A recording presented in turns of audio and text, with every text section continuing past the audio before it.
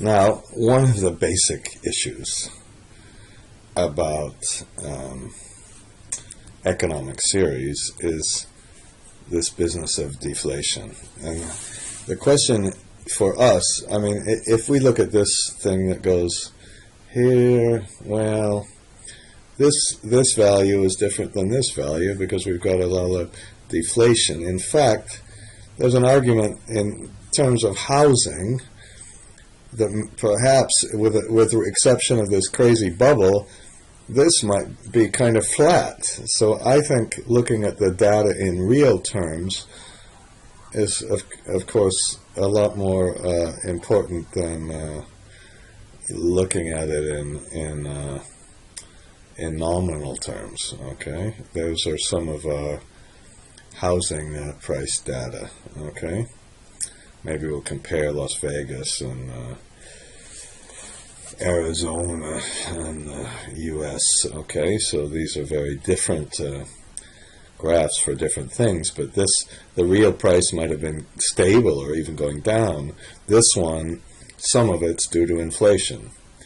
So why don't we make a little thing, this graph of one data. Let's put inflation. So we'll either use CPI, we'll either use no deflator, or we'll use, do you remember what we had here? By the way, what if you want to see more of these, we could put 50 or something, which is way too much.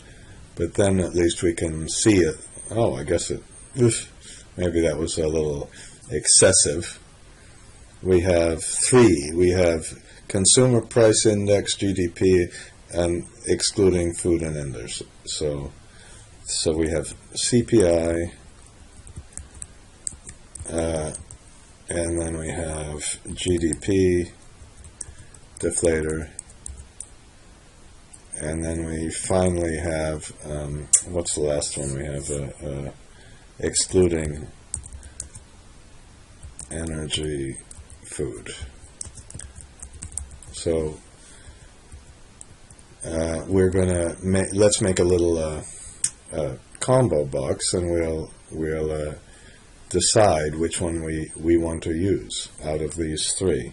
Now this time, instead of using index, I think we'll probably use the choose command. Format control, of course, go to a different sheet, back to the same sheet, select these, and then go to a different sheet, back to the same sheet, click on this one, press OK, and click on this. Take one of the 3, and now let's put an index.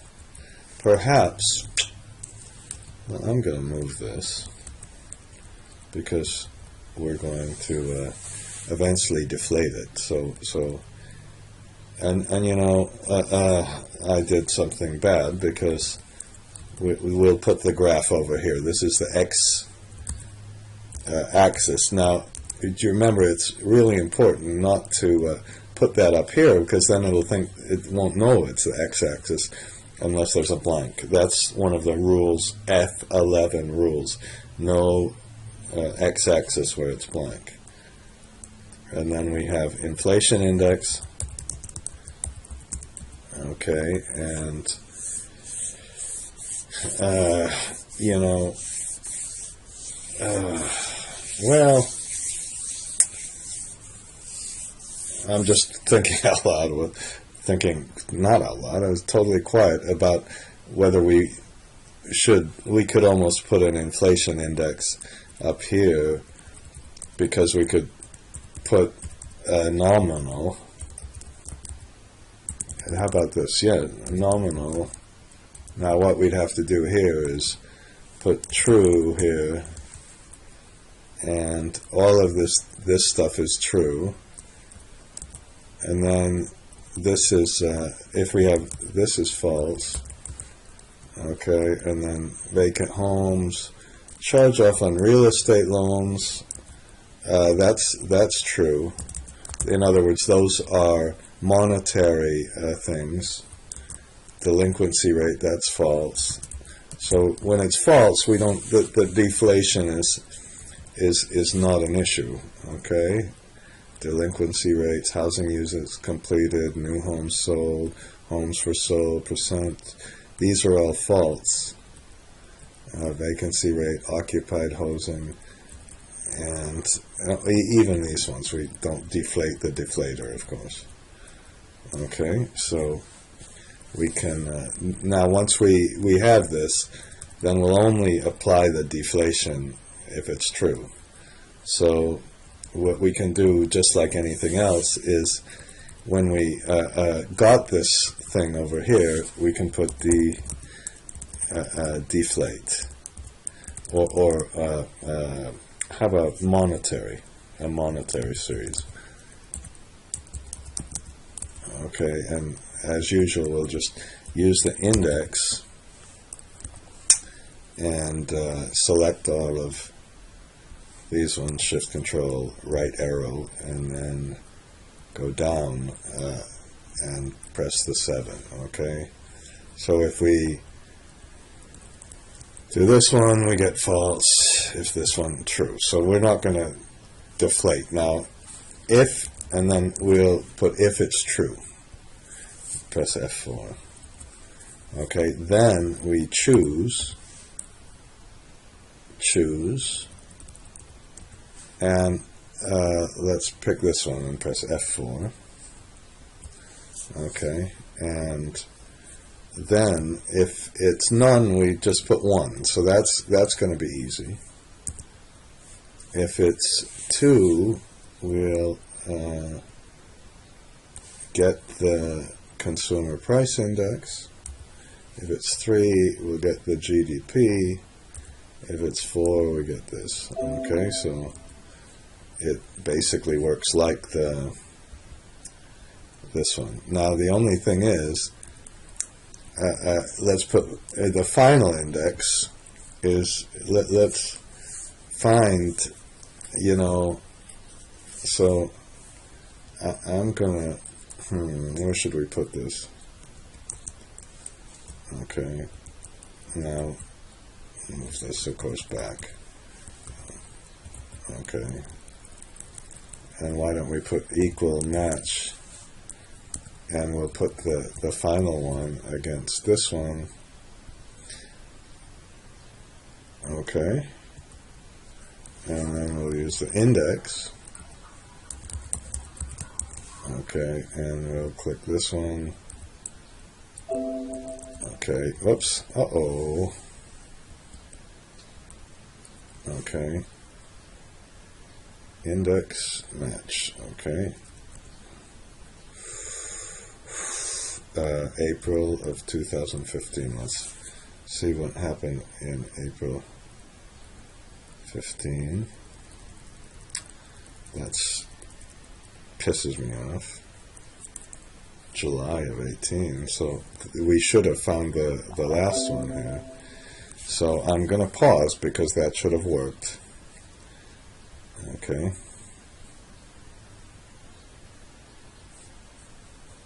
I didn't. Okay, I had to do a couple of things. I had to adjust the end date to get it to the beginning of the month and use the match with the exact match.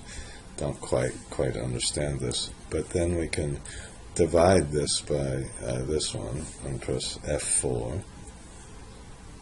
Okay. This is the, so, okay, I need to take this call.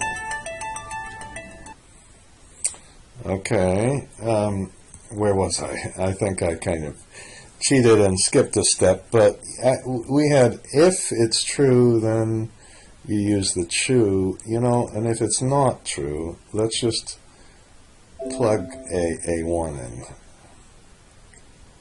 Okay, and then if we take one of these things that's home ownership percentage or something, then the end index here is just still 1, And so this is the adjusted inflation. Adjusted inflation. And all that does, inflation, you know, I'm doing it really horribly, and with end date. End. Not my name, end, okay? So we can pick a different, let's pick GDP deflator. And let's go to the Case-Shiller. So this says, okay, we go back to this date, and then all the way at the very end, oops, there's our one, right? Uh-oh. September, October. Just a minute. What happened to, oh, huh. Okay, it should have continued. Alright, I'm gonna have to look at this. Let's try a different one. Maybe I did something wrong here. Well, I did, obviously. So let's look at the CPI. We go to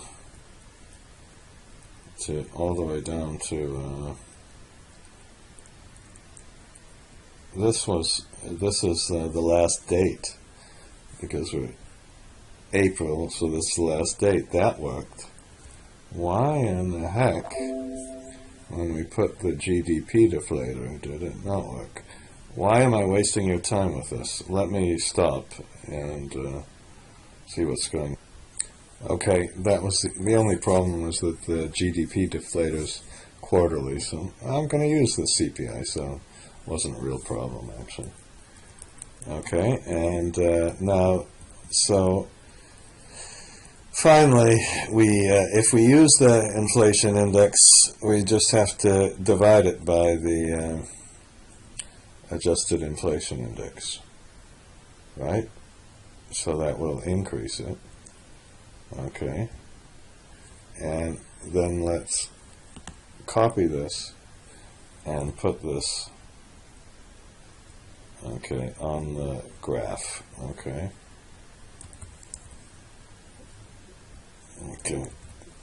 Okay. So now suddenly it kind of looks different in Arizona. If we would put no inflation, non-inflation, then, well, it certainly doesn't go up like this. Let's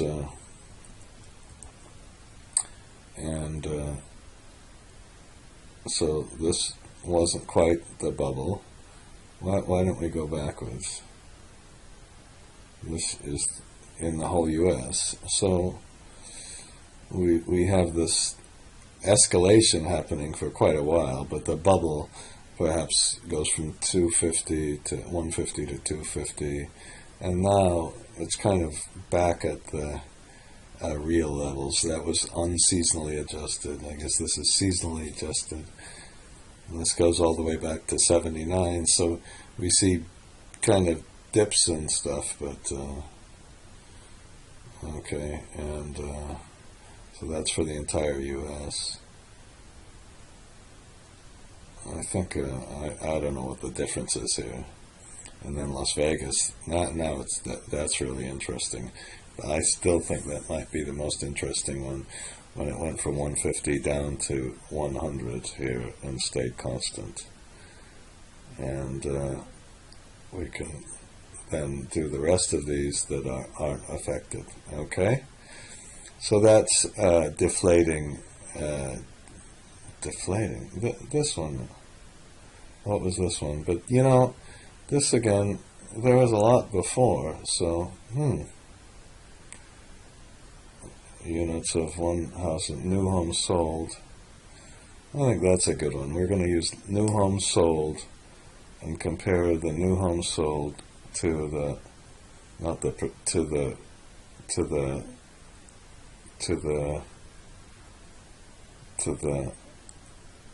you know, I think we should, if we don't want to do it quarterly, you know, we could make a little adjustment in our dates.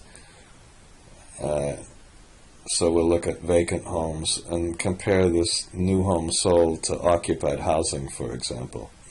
But that's the next video. This one was about inflating things. So I'm stopping this one again.